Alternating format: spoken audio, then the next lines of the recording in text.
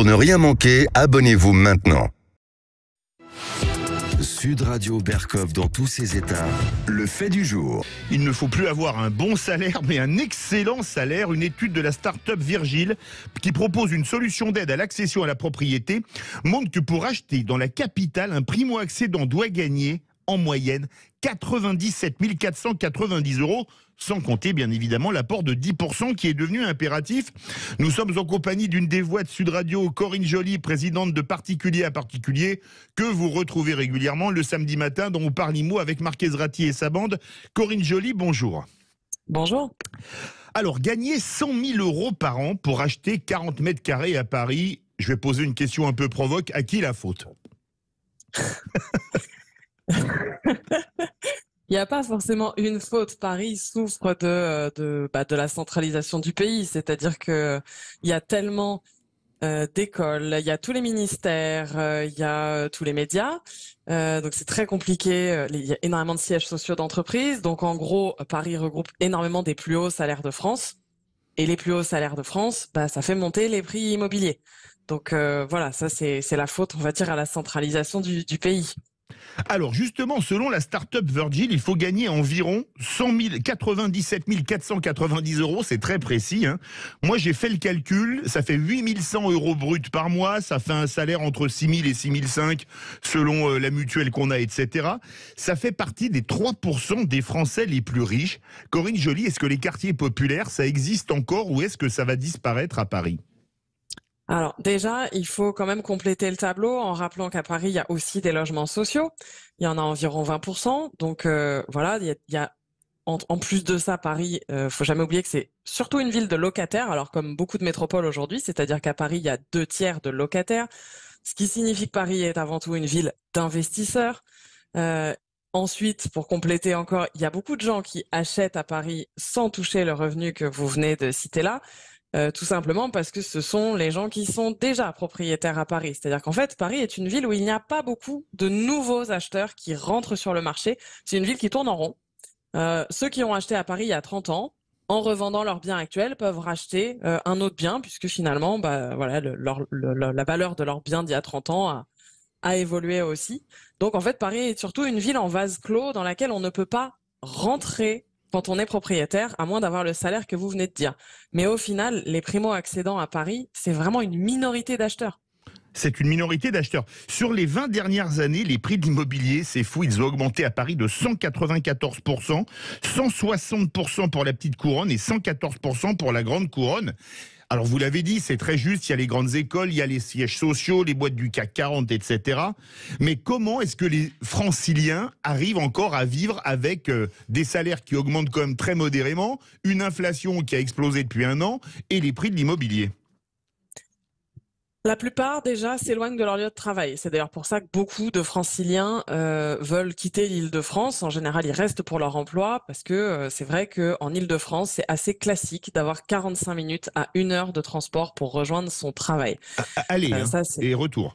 Aller et retour, matin et soir. Donc, c'est sûr que ça fait beaucoup. Alors, depuis la crise sanitaire, il y a quand même le télétravail qui a un peu changé la donne et qui a un peu allégé cette contrainte. La conséquence, c'est qu'on s'éloigne encore plus. Il y a ce qu'on appelle aujourd'hui les navetteurs. Donc les navetteurs, ce sont des gens qui prennent vraiment le train tous les jours pour venir de Tours, d'Orléans, parfois de Lille. Donc on va dire que l'agglomération parisienne, aujourd'hui, elle s'étend même au-delà des frontières de l'Île-de-France. Voilà, c'est la solution numéro 1, l'éloignement de Paris. Quand on veut devenir propriétaire, c'est souvent la seule solution. Corinne Joly, est-ce qu'on constate la même chose, que les villes deviennent des endroits pour riches, à Lyon, à Marseille, à Toulouse, à Bordeaux, à Strasbourg, dans les grandes métropoles de province, puisqu'avec PAP, vous couvrez toute la France? Alors ce qu'on constate, c'est un peu vrai, mais comme j'ai dit tout à l'heure, on constate surtout qu'aujourd'hui, dans la plupart des métropoles, il y a une majorité de locataires. À Lyon, il y a 2/3 de locataires. À Bordeaux, il y a 2/3 de locataires. Donc en fait, on constate surtout que ce sont des villes dans lesquelles on vient quand on est jeune et qu'on a envie d'être, on va dire, au cœur de l'action ou à proximité d'un bar. Il y a toujours une rue de la soif dans les grandes métropoles. Et ensuite, on se met en couple, on fait des enfants, et là, on quitte la métropole pour devenir propriétaire d'un endroit où il y a plus d'espace. C'est surtout ça aujourd'hui qui est en train de se produire. Il y a donc peu de métropoles aujourd'hui. Nice en fait partie. Nice a encore 50% de propriétaires. Marseille, il y a aussi un peu plus de propriétaires, mais c'est vrai que dans la plupart des métropoles, on est surtout aujourd'hui à 2/3 de locataires, ce qui d'ailleurs explique un ensemble de politiques, parce qu'aujourd'hui, ce sont aussi des mairies souvent. Beaucoup de métropoles ont des mairies à gauche. Oui, écologistes notamment pour les grandes villes comme Lyon, Bordeaux. Exactement, qui mettent en place des dispositifs auxquels les locataires tiennent évidemment, comme l'encadrement des loyers.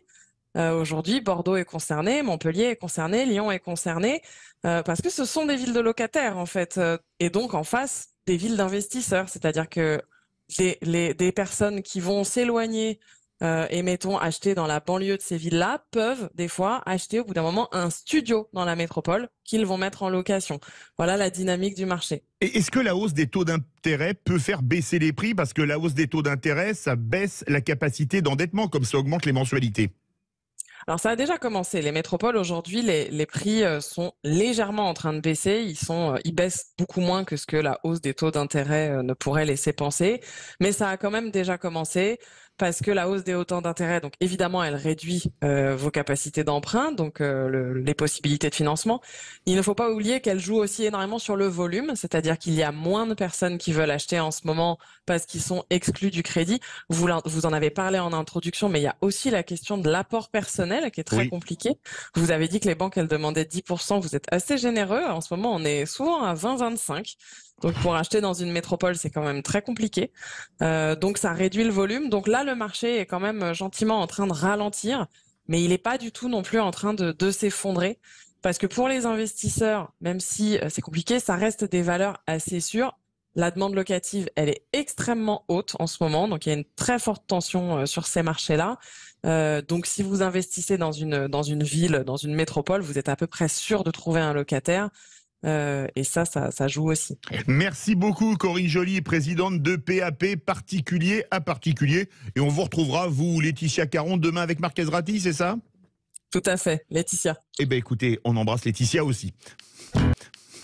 Sud Radio André Berkoff. Ça balance pas mal. Berkoff dans tous ses états, ça balance pas mal sur Sud Radio. Réguler l'espace numérique est examiné en ce moment même au Conseil d'État. Il sera présenté début mai en Conseil des ministres, a annoncé Elisabeth Borne avant-hier. Nous sommes en compagnie de Fabrice Epelboin, entrepreneur de Creative Technologist notamment et professeur à Sciences Po Paris, l'IAE Poitiers ou le CELSA. Fabrice Epelboin, bonjour. Bonjour. Donc, selon ce projet de loi, une personne condamnée pour un délit lié à la haine en ligne pourrait être bannie des réseaux sociaux. Déjà, la haine en ligne, ça commence où, ça termine où? Est-ce que c'est techniquement réalisable? Non, c'est techniquement totalement irréalisable. Il y a deux grandes approches pour imaginer un tel dispositif. Bloquer votre adresse IP, ce qui va bloquer, dans le cas d'un foyer, tous les gens qui résident dans le même foyer, ou bloquer une adresse email, et il vous suffira de changer d'adresse email pour ouvrir un nouveau compte instantanément. Ça n'a aucune réalité technique, aucune possibilité de se transformer dans une réalité technique un jour. Et la haine, ça commence où, ça termine où? Parce que est-ce qu'on va bannir par exemple deux supporters de foot qui vont s'écharper sur leur club en se traitant parfois de nom d'oiseau? Qu'est-ce qu'on peut faire sur la haine en ligne? Parce que ça me paraît assez surréaliste. Alors ça aussi c'est un autre challenge, mais celui-là n'est pas technique, il est juridique. Pour juger du caractère haineux de quelque chose, il va falloir un processus judiciaire, et vu le déferlement de haine qu'on a en ce moment en France, ça voudrait dire grosso modo qu'on a un tiers de la population française qui se transforme en juge. Donc ça n'est pas très réaliste. Notre système judiciaire, qui est déjà totalement exsangue, et ça depuis de nombreuses années, ne peut pas envisager de juger ce qui est de l'ordre de la haine ou pas, et donc il va falloir déléguer à des entités privées, la plupart du temps qui ne sont pas françaises, pour ne pas le nommer, pour l'essentiel américaines, et puis c'est-à-dire Twitter, Facebook, etc., ou TikTok, oui. Voilà, et donc la haine française va être jugée à l'aune du prisme américain, ce qui pose d'énormes problèmes parce qu'on a un cultural gap qui est phénoménal dans ce domaine-là aussi. Rappelons que le cultural gap le plus considérable qu'on a entre la culture américaine et la culture française, c'est la notion de liberté d'expression qui est sacrée dans la Constitution américaine et qui n'existe pas, qui n'est même pas citée dans la Constitution française. Alors, le contrôle d'identité sur Internet, c'est une chimère. Non, ça peut exister. Typiquement, si vous ouvrez un compte en banque, on va vérifier votre identité. C'est un processus qui est coûteux et donc qui n'est pas à la portée d'acteurs tels que Facebook, qui ont un revenu par utilisateur qui, typiquement en Europe, oscille aux alentours de 10 € par an. Ils ne peuvent pas se permettre de dépenser autant d'argent dans la vérification de l'identité de l'utilisateur. Et dans ce cas-là, il faudrait imaginer avoir un recours à un tiers, typiquement l'État français, et ça pose une multitude de problèmes de confidentialité de vos activités vis-à-vis de celles de l'État.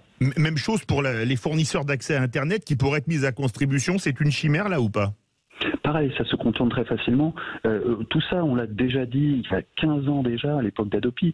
Il vous suffira d'avoir un abonnement à un VPN pour contourner ce type de censure.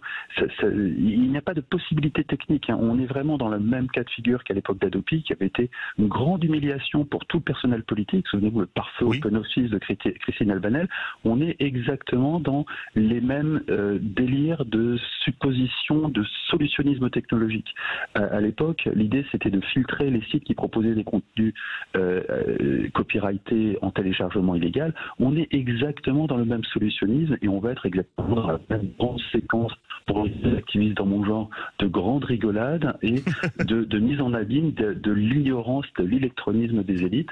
Il n'y a pas de possibilité technique pour résoudre le problème qui est un vrai problème. L'accès au porno par les mineurs, c'est un vrai problème. Il y a besoin d'y réfléchir, il y a besoin de trouver des solutions sociétales, mais malheureusement, il n'y a pas de solution technique. Fabrice Epelbois, vous avez parlé du porno. Une autre mesure contenue dans le projet de loi vise à donner, je cite, plus de pouvoir à l'Arcom, c'est l'autorité de régulation de la communication audiovisuelle et numérique, pour bloquer les sites X pour les mineurs.